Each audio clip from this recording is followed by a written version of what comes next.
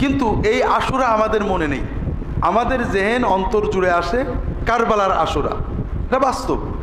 কারবালার মাঠে রাসূলুল্লাহ সাল্লাল্লাহু আলাইহি ওয়াসাল্লামের ওয়াফাতের মৃত্যুর মাত্র 50 বছর পরে, মাত্র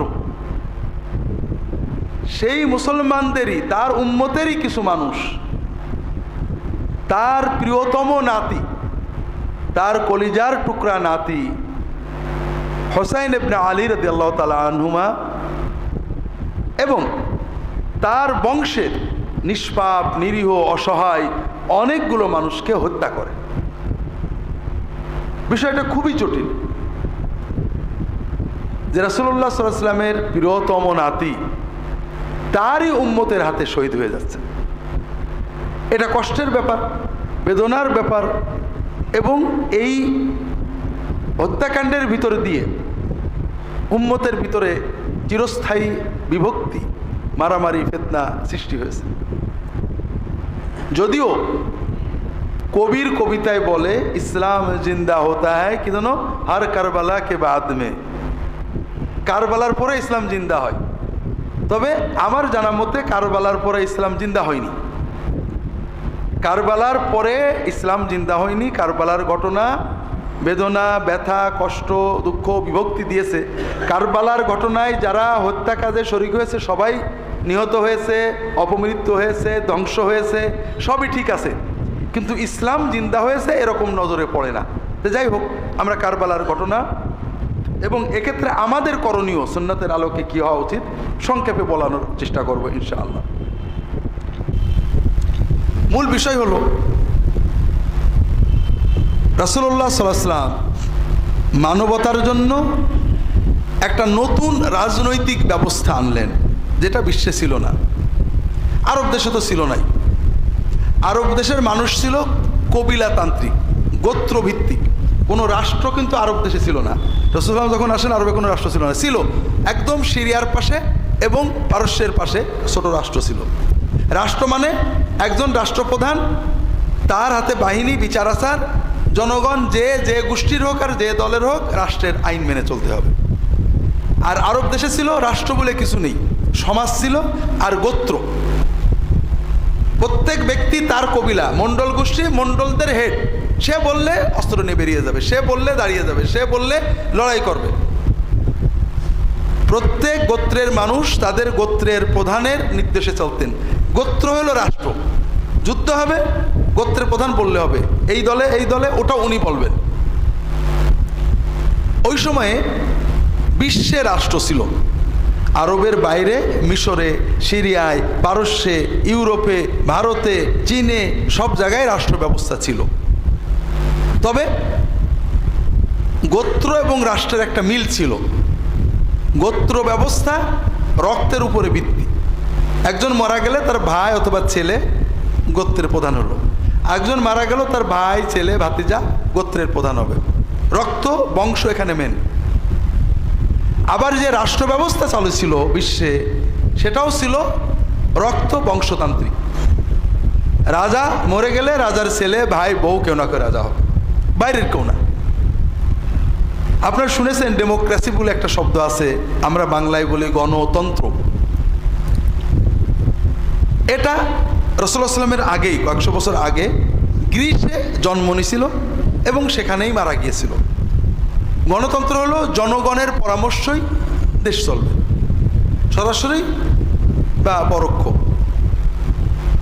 রাসূলুল্লাহ সাল্লাল্লাহু আলাইহি ওয়াসাল্লামের সময়ে সারা বিশ্বে রাষ্ট্র ব্যবস্থাও ছিল বংশতান্ত্রিক, আর আরব দেশের সমাজ ব্যবস্থা ছিল কবিলাতান্ত্রিক। বংশতান্ত্রিক রাষ্ট্র ব্যবস্থায় আরেকটা বিষয় ছিল, রাজা মানে মালিক আর জনগণ হলো প্রজা। প্রজা হলো মালিকের অধীন। রাজা যেটা বলবে মেনে নিতে হবে। যদি বলে এখান থেকে বাড়ি সরা ওইখানে যাও, যেতে হবে। যদি বলে বাঁচো বাঁচো, মরো মরো। রাজা এবং প্রজার সম্পর্ক ছিল মালিক এবং মামলুকের। রাজা এবং প্রজার সম্পর্ক ছিল মালিকের সাথে তার মালিকানাধীন দ্রব্য বা মানুষের। এখানে রাজ্য কি করে চলবে জনগণের কোনো ইচ্ছা বিষয় না, রাজা যেটা বলবে সেটাই। এটাকে বলা হয় স্বৈরতন্ত্র, অটোক্রেসি। রাসূলুল্লাহ সাল্লাল্লাহু আলাইহি ওয়াসাল্লাম আরব দেশে আসলেন, তিনি দ্বীনের পাশাপাশি একটা রাষ্ট্র দিয়ে গেলেন। সেই রাষ্ট্রটা আবার দিলেন কি সম্পূর্ণ অভিনব নতুন রাষ্ট্র, বংশতান্ত্রিক নয়, যোগ্যতাতান্ত্রিক। যে কোনো যোগ্য মানুষ রাষ্ট্রের প্রধানে উপরে যেতে পারে। আলাইকুম বিসসামি আতা ওয়াইন উম্মের আলাইকুম আবদুন হাবশি, যদি একজন কালো কাফরি নাকবোচা কানবেকা কৃতদাস সেও যদি তোমাদের আমির হয়, শাসক হয়, প্রশাসক হয়, তার আনুগত্য করতে হবে। দ্বিতীয় বিষয়, এখানে জনগণের পরামর্শ নিয়ে চলতে হবে। আমরুম শুরা বাইনাহুম, প্রতিটি কাজ আমানত আদায় করতে হবে, ইনসাফ আদালত প্রতিষ্ঠা করতে হবে। জনগণ ইচ্ছা করলেই শাসকের সমালোচনা করতে পারবে, তার সামনে আইন পেশ করতে পারবে, যেটা ঠিক হয়নি। এই যে সিস্টেম, এটা অভিনব ছিল। আরবরা তো দেখিনি, দুনিয়ার মানুষ ওই সময় দেখছিল না। এখন রাসূলুল্লাহ সাল্লাল্লাহু আলাইহি ওয়াসাল্লাম যখন তার মৃত্যুর সময় আসলো, সাধারণ মানুষ সবাই আশা করছে তিনি কাউকে গদ্দিনশীল করে যাবেন। কারণ আইন কানুন যাই দেওয়া হোক, নিয়ম হলো কেউ মরার সময় কাউকে না কাউকে বলে যাবে আমার পরে তোমরা এর দেখবা। রাসূলুল্লাহ সাল্লাল্লাহু আলাইহি ওয়াসাল্লাম এটা যদি বলতেন তাহলে সহজ হতো মানুষের জন্য। কিন্তু এই যে নতুন সিস্টেম রাসূলুল্লাহ সাল্লাল্লাহু আলাইহি ওয়াসাল্লাম দিলেন, এটা প্র্যাকটিক্যাল হতো না। যেমন আপনি সাঁতার শেখাবেন, হাত ধরে রেখেছেন, প্র্যাকটিক্যাল হলো না। হাত ছেড়ে ধাক্কা মেরে পানিতে দিলেন, 5 গাল ডক ডক করে পানি খাবে, পেট একটু ফলবে, সাঁতার শিখে যাবে। তো এখন রাসূলুল্লাহ সাল্লাল্লাহু আলাইহি ওয়াসাল্লাম কাউকে দায়িত্ব দিয়ে গেলেন না। তখন সাহাবীদের ভিতরে দুটো ধারা ছিল। রাসূলুল্লাহ সাল্লাল্লাহু আলাইহি ওয়াসাল্লাম বংশের অনেকে মনে করতেন, অথবা কোনো কোনো সাহাবী মনে করতেন যে রাসূলুল্লাহ যাই বলেন, যুগ যুগ ধরে তো বংশতন্ত্রই চলছে। আমাদের দেশে কোনো পীর সাহেব যদি মরে যান, তার গদ্দিনশীল কি হয়? যদি অন্য কেউ হয়, মুরিদরা মানতে চায় না। এটা আমরা পীর সাহেবরা, পীর দরবারের লোকেরা করতাম। এখন রাজনীতিবিদরা কি করেন?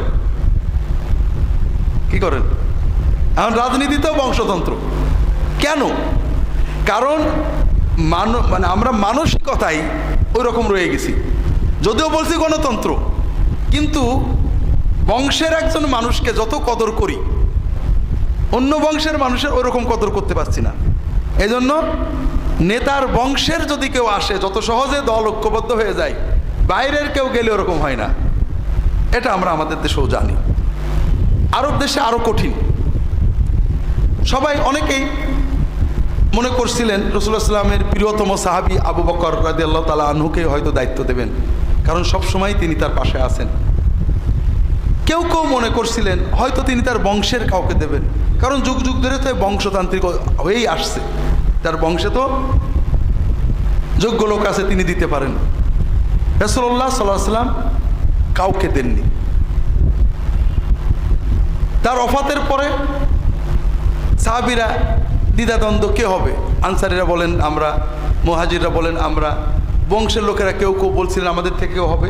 শেষ পর্যন্ত নানান রকমের কথাবার্তার মাধ্যমে আবু বকর রাদিয়াল্লাহু তাআলা আনহু খলিফা হলেন, এরপরে ওমর হলেন, এরপর ওসমান হলেন।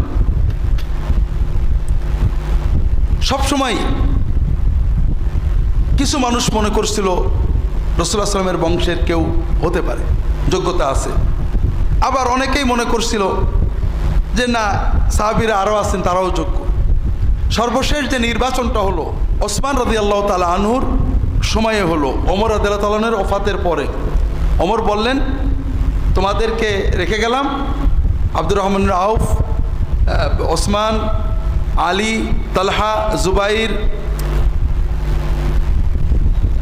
আর কে, এই 4-5 আব্দুর রহমান, আলী, ওসমান, তালহা, জুবাইর, সাদ ইবনে আবি ওয়াক্কাস নাম রাদিয়াল্লাহু তাআলা আনহুম আজমাইন। এনাদেরকে একটা কমিটি করে দিলেন, তোমরা কমিটি পরামর্শ করে তোমাদের ভিতর থেকে একজন হবে। কমিটিতে বসে আব্দুর রহমান ইবনে আউফ বললেন যে আমি হব না, আমি আমার ক্যান্ডিডেসি প্রত্যাহার করলাম। এখন আপনারা বাকিরা যদি চান তাহলে আপনাদের ভিতর থেকে কাকে করব আমি জনগণের সাথে পরামর্শ করে দিতে পারি। তারা বলেন ঠিক আছে, আপনি পরামর্শ করে দেন। 3 দিন 3 রাত তিনি পরামর্শ করলেন। এরপরে মসজিদে নববীতে ফজরের নামাজের পরে তিনি আলী রাদিয়াল্লাহু তাআলা আনহুকে বললেন যে আলী, কিছু মনে করেন না, জনগণের পরামর্শ ওসমানের দিকে যাচ্ছে, এজন্য আমরা আসেন সবাই ওসমানের হাতে বায়াত করি রাষ্ট্রপ্রধান হিসেবে। এরপরে সবাই বায়াত করলেন। তো এই যে ধারা, জনগণতান্ত্রিক পরামর্শতান্ত্রিক, কাউকে কেউ খলিফা গদ্দিনশীন করে যাচ্ছে না, এটা একটা অভিনব বিষয় হওয়ার কারণে এটাকে মেনে নিতে উম্মতকে অনেক খাবি খেতে হলো, পানি খাইতে হলো। এটা ঘটল ওসমান রাদিয়াল্লাহু তাআলার ওফাতের পরে। তিনি শহীদ হলেন। মদিনার লোকেরা আলী রাদিয়াল্লাহু তাআলা খলিফা বানালো। সিরিয়াতে মুআবিয়া বললেন রাদিয়াল্লাহু তাআলা আনহু যে ওসমানের হত্যার বিচার না হলে আমি মেনে নেব না। এই বিচার অবিচার বিচার বিচার এটা নিয়ে আলী বললেন সবাই ঐক্যবদ্ধ, এখনও বিদ্রোহীরা সেনাবাহিনীতে রয়েছে, তারা সেনাবাহিনী নিয়ন্ত্রণ করছে, আমরা যদি বিভক্ত থাকি আমি বিচার করতে পারবো না, আসেন ঐক্যবদ্ধ হই, এরপরে আমরা অবশ্যই বিচার করব। এই নিয়ে বিতর্ক হতে হতে যুদ্ধ হলো। আলী রাদিয়াল্লাহু তাআলা শহীদ হয়ে গেলেন এক পর্যায়ে। হাসান রাদিয়াল্লাহু তাআলা আনহুকে কুফার লোকেরা খলিফা বানালো। ওদিকে মুআবিয়া রাদিয়াল্লাহু তাআলা খেলাফতের ঘোষণা দিলেন, 2 দলে যুদ্ধ হবে। হাসান রাদিয়াল্লাহু তাআলা আনহু নিজে বলেন যে না, আমিও আমার নানার উম্মতে যুদ্ধ করাবো না। তিনি মুআবিয়া রাদিয়াল্লাহু তাআলাকে ছেড়ে দিলেন। এই হলো তৎকালীন প্রেক্ষাপট। আমি বিস্তারিত বললে অনেক সময় লাগবে, ওদিকে যাব না, আমাদের শিক্ষাতে আসি। মুআবিয়া রাদিয়াল্লাহু তাআলা আনহু 20 বছর খুব সুন্দরভাবে রাষ্ট্র পরিচালনা করেন। একদম টনটনে আইন শৃঙ্খলা, নিরাপত্তা, শান্তি, অন্য দেশের সাথে সন্ধি, যুদ্ধ, বিজয় খুব ভালো চলল। শেষ জীবনে অনেকেই তাকে পরামর্শ দিল যে ওমরের পর থেকে মুসলিম রাষ্ট্রটা যেভাবে দুর্বল হয়ে গেছিল ওসমান এবং আলী রাদিয়াল্লাহু তাআলার সময়ে, আপনার সময় খুব শক্তিশালী হয়েছে, আপনি একজনকে গদ্দিনশীন করে যান। তিনি বিষয়টাকে ভালো মনে করলেন, উম্মতের জন্য, দিনের জন্য, রাষ্ট্রের জন্য। কাকে করা যায়? আপনার ছেলে এজিদকে করেন। আপনারা তো মনে করেন যে এজিদের পক্ষে বোধহয় কেউ ছিল না। আচ্ছা বলেন, আমি হুজুর যদি ভোটে দাঁড়াই, প্রেসিডেন্ট ভোটে, আর আমাদের দেশের কোনো প্রেসিডেন্ট বা প্রধানমন্ত্রী ছেলে দাঁড়ায়, ভোট কে বেশি পাবে? কোন? হ্যাঁ, আমরা হয়তো মনে করি তৎকালীন মুসলিম বিশ্ববোধে এজিদের পক্ষে কেউ ছিল না। অধিকাংশ এলাকায় এজিদের পক্ষে ছিল। আরব কবিলাগুলো, বিশেষ করে মক্কা শরীফ, মদিনা শরীফ, কুফা বাদ দিলে অধিকাংশই তাদের কথা হলো এটা খুব ভালো হয়, দেশের আইন শৃঙ্খলা ভালো থাকবে। কিন্তু মক্কা শরীফ, মদিনা শরীফ, পুরনো সাহাবীরা তখনও বেঁচে আছেন অনেকেই, তারা এটা পছন্দ করলেন না, অনেকে রাজিও হলেন না। এই অবস্থায় মুআবিয়া রাদিয়াল্লাহু তাআলা মারা গেলেন। ইসলামী রাষ্ট্র ব্যবস্থায় আগের সরকার বলে গেলেই রাষ্ট্রপ্রধান হয় না। রাষ্ট্রপ্রধানের মৃত্যুর পরে যখন জনগণ মেনে নেয় তখন সেটা রাষ্ট্রপ্রধান বলে গণ্য হয়। অধিকাংশ জনগণ এজিদের বায়াত করলো। মক্কা শরীফ, মদিনা শরীফের লোকেরা অনেকে এজিদের বায়াত করলো না, কেউ কেউ করলো। কুফার লোকেরা লক্ষ লোকে চিঠি লিখে পাঠালো। মদিনায় ইমাম হুসাইন রাদিয়াল্লাহু তাআলা আনহু ছিলেন। চিঠি লিখে পাঠালো, আপনি আসেন, আপনাকে আমরা বাদশাহ বানাবো। মুআবিয়া মারা গিয়েছেন রাদিয়াল্লাহু তাআলা আনহু, এখন খলিফার পদ শূন্য, আপনাকে আমরা খলিফা, আর কোনো খলিফা মানব না। তিনি মদিনার বন্ধুদের কাছে পরামর্শ চাইলেন, সবাই বললেন যাবেন না। কুফার লোকেরা খুবই দুর্বল প্রকৃতির, মানে আমি বলছি, এটা সাহাবীরা বলেননি, আমাদের বাংলাদেশিদের মতো বিরাট নারায়ের তাকবীর দিয়ে আমার পিছনে আসে লক্ষ লক্ষ, ওই দিক থেকে একবার সাউন্ড এসে দেখবেন কিচ্ছু নেই। আর সিরিয়ার লোকেরা অসম্ভব জেদি, তারা ময়দান ছাড়বে না। কুফার লোকেরা আপনার বাবাকে জ্বালাইছে, তারা তাদের প্রতিজ্ঞা রাখেনি। ভক্তি আছে, মহব্বত আছে, কিন্তু কাজের সময় এলোমেলো হয়ে যায়। আপনি ওদের কাছে যান না, আপনি মদিনায় শান্তিতে থাকেন, রাষ্ট্র আপনার দরকার নেই। লম্বা কথা, এক পর্যায়ে উনি বললেন যে না, আমি ভয়ে বসে থাকবো, সুন্নত কায়েমের জন্য, শরিয়া কায়েমের জন্য, হাত কায়েমের জন্য আমি যাব না, তারা চাচ্ছে, আমি তো চাচ্ছি না। তখন উনি পরিবারের সদস্য নিয়ে মক্কা হয়ে কুফায় রওনা দিলেন। উনি যুদ্ধ করতে যাননি, উনি গিয়েছেন, কুফাবাসী বায়াত করেছে, উনি তাদের দায়িত্ব গ্রহণের জন্য গিয়েছেন। এই জন্য পরিবারের সদস্য নিয়ে গেছেন, কোনো সৈন্য নিয়ে যাননি। এজিদ খবর পেয়েছে, তখন তার মোবাইল ছিল না, খবর পেয়েছে, কুফার লোকেরা হুসাইন রাদিয়াল্লাহু তাআলা আনহুর সাথে যোগাযোগ করছে। এজিদ দ্রুত, কুফার গভর্নর ছিলেন এক সাহাবী নোমান ইবনে বাশির, সম্ভবত মনে হয় রাদিয়াল্লাহু তাআলা আনহু। এজিদ তাড়াতাড়ি ওবাইদুল্লাহ বিন জিয়াদকে পাঠিয়েছে, দ্রুত যে কুফার থেকে নোমানকে সরাও, তুমি দায়িত্ব গ্রহণ করো, কুফাবাসীদের এমন সাইজ করবা যেন আর হুসাইন নামও মুখে না নেয়, আর হুসাইন যেন কুফায় ঢুকতে না পারে, আগেই তাকে ব্যারিকেড দিবা, দিয়ে ব্যাক করিয়ে দিবা। যাই হোক, ওবাইদুল্লাহ ইবনে জিয়াদ কুফায় আসার পরে কয়েকদিনের ভিতরে সব সাইজ, কুফাবাসীর আর কোনো জিন্দাবাদ নেই, এখন আর কেউ হুসাইনের পক্ষে নেই। এখন বাহিনী নিয়ে কারবালার প্রান্তরে হুসাইনকে ঘেরাও করলেন ওবাইদুল্লাহ বিন জিয়াদের বাহিনী। হুসাইন রাদিয়াল্লাহু তাআলা বললেন যে আমি তো লড়তে আসিনি রে বাবা, তোমরা ডেকেছো তাই আসছি, তোমরা যদি তোমাদের প্রতিজ্ঞা ভঙ্গ করো তাহলে ছেড়ে দাও, আমি মক্কায় চলে যাচ্ছি, অথবা আমাকে ছেড়ে দাও, আমি বর্ডারে যে জিহাদ করব, অথবা আমি এজিদের কাছে যেতে রাজি আছি, তোমাদের হাতে সারেন্ডার করতে রাজি নেই। তো যাই হোক, ওরা চিন্তা করলো যে হুসাইনকে যদি আমরা না মারি তাহলে তো এজিদ খুশি হবে না। এক পর্যায়ে তারা হুসাইন রাদিয়াল্লাহু তাআলার বংশের নিষ্পাপ শিশু, নিরীহ নারী, পুরুষ সহ অনেক মানুষকে হত্যা করলো, হুসাইন রাদিয়াল্লাহু তাআলাকে হত্যা করলো এবং তার মাথা কেটে নিয়ে এজিদের কাছে পাঠালো। এক্ষেত্রে শুধু আপনাদের বলবো, বিষাদ সিন্ধুতে যে গল্প আছে সবই মিথ্যা। এই যে পিঠের পারে বসলো, এদিকে ছুরি দিল, ওদিকে তোমার জান্নাতে না নিয়ে যাব না, এই সীমার মাথায় নিয়ে যাচ্ছে, ওই ইহুদির বাড়ি, অমকের বাড়ি, সব মিছে কথা। এগুলো কাল্পনিক উপন্যাস, আমরা সত্য মনে করি। বিস্তারিত ঘটনা এখন বলার সময় নেই।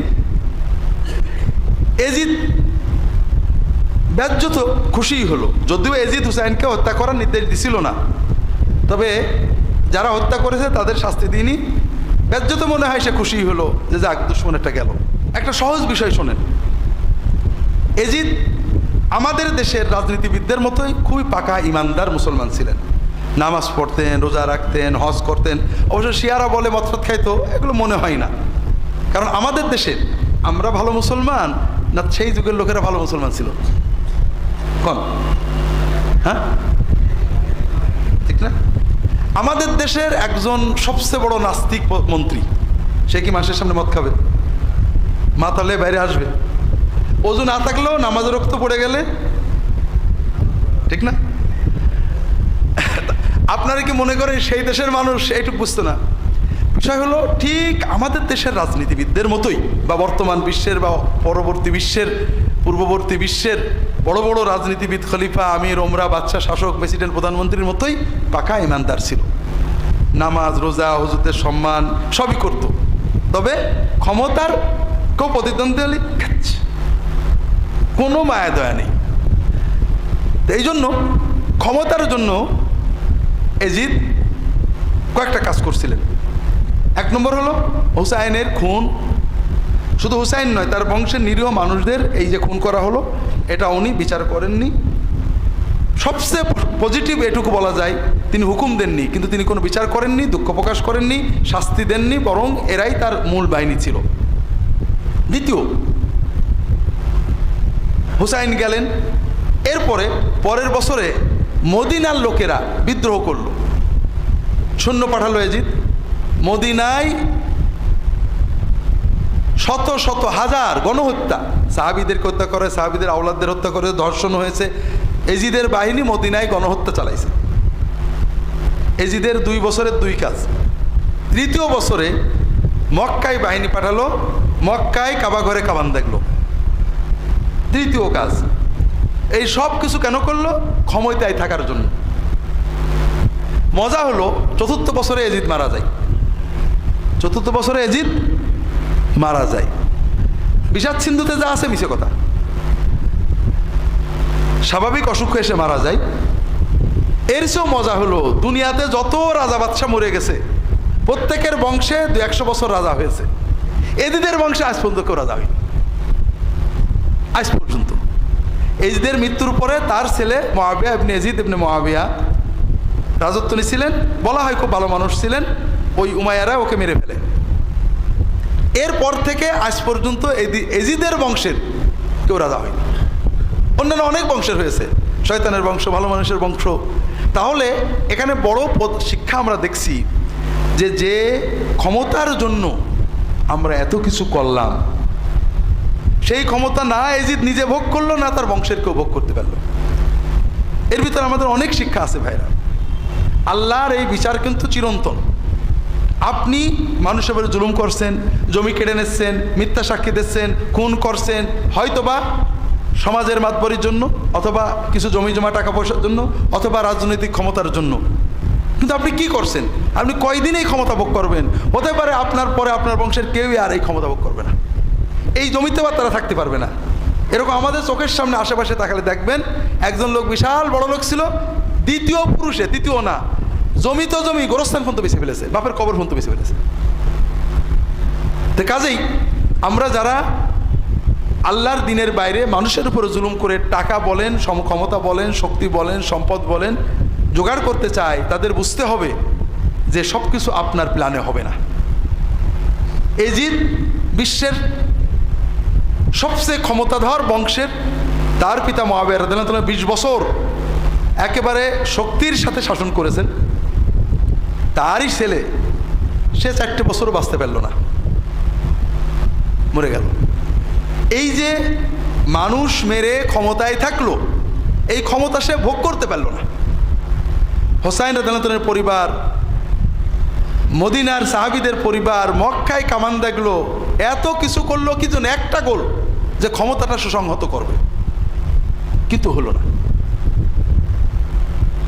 আরো মজার ব্যাপার, যেটা সাধারণত ঘটে না, তার বংশের কেউ আর ক্ষমতায় দেখতে পেল না, পারলই না। দ্বিতীয় বিষয় হলো ইমাম হুসাইনের শাহাদত। ইমাম হুসাইন যখন মক্কা থেকে চলে আসবেন, মদিনা থেকে মক্কা, মক্কা থেকে কুয়া যাবেন, তখন দু একজন প্রবীণ সাহাবী বলছিলেন যে দেখেন, আপনার নানা হলেন আখেরাতের বাদশা, দুনিয়ার বাদশাহী আপনাদের জন্য পোষাবে না, কাজে ওদের দিকে যেতে না। দুনিয়ার বাদশাহী তারা চাননি, তারা দিনের জন্যই গেছিলেন। তবে আমাদের বুঝতে হবে, দুনিয়ার সাময়িক পরাজয় কিন্তু পরাজয় না। ইমাম হুসাইন মারা গিয়েছেন, নির্মমভাবে শহীদ করা হয়েছে, কিন্তু বীরের মতো লড়ে মরেছেন। তিনি মৃত্যুকে ভয় পাননি। আমরা বাহ্যিকভাবে দেখি যে তার মৃত্যুতে এজিদের বাহিনী ভয়ঙ্কর খুশি হয়েছে, গেছে, শেষ, আমরা জিতে গেছি। এজিদের বাহিনী আছে আছে, ঠিক না, স্লোগান, কিন্তু আসলে কি আছে? আছে? নেই, নেই তো নেই। কারবালার হত্যাকাণ্ডে যারা শরীক হয়েছে প্রত্যেকেই খুন হয়েছে, একজনও বাঁচেনি। এবং সবচেয়ে বড় কথা, যে আমরা যেটাকে সাময়িক পরাজয় মনে করি, আচ্ছা ইমাম হুসাইন কি পরাজিত হয়ে গেছেন? ইতিহাস থেকে মুছে গেছে? তার বংশধর মুছে গেছে? তার মর্যাদা কি কমে গেছে? কিছুই হয়নি। কাজেই একজন লোক সাময়িক হেরে গেছে, যুদ্ধে হেরে গেছে, মরে গেছে, আমি দেখছি এই 10-20 বছরের ইতিহাসে পরাজিত না, এর নাম পরাজয় না। জয় পরাজয় 10-20 বছরে নির্ধারিত হয় না, এটা শত শত হাজার বছর পরে দেখা যাবে কে জিতলো আর কে মরলো। কাজে আমরা কোনো নেককার মানুষ, কোনো ভালো মানুষ দুনিয়ায় হয়তো মরে গেছেন, হেরে গেছেন, মামলায় ঠকে গেছেন, মানুষের তাকে মাথায় ব্যাট দিয়ে মেরে ফেলেছে, কোনো খারাপ লোকে মরে গেছেন, অ্যাক্সিডেন্টে মরে গেছেন, ও লোকটা ভালো ছিল না, খবরদার। মানুষের দুনিয়ার পরিণতি দিয়ে আখেরাতের পরিণতি বিচার করলে তো বলতে হবে যে এজিদ ভালো ছিল, নাউজুবিল্লাহ ইমাম হুসাইন হেরে গেছেন, এরকম বলার সুযোগ আছে নাকি? ওই সময়ে ওই 1-2 বছর 3 বছর যাদের ইমান দুর্বল তারা এরকম চিন্তা করেছে, তাই তো হুসাইন হেরে গেল, মদিনাবাসী হেরে গেল, মক্কাবাসী হেরে গেল, তাহলে এজিদই বোধহয় ঠিক। ওই 3-4 বছর কারা চিন্তা করেছে? যাদের ইমান মজবুত হয়নি।